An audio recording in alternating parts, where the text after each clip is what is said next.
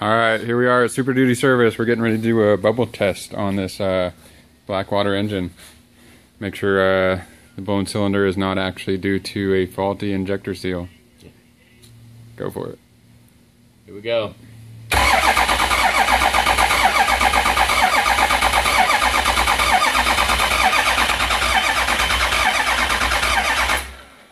No bubbles. Give it a minute, give it a minute.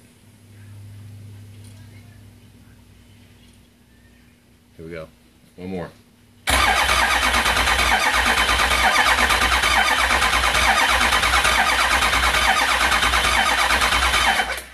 lot of you guys might wonder why we lift the cab to do a bubble test.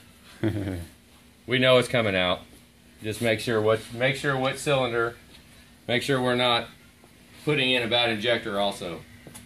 Do one last ditch test. Last ditch effort test to make sure the injectors we put back in are not failed internally.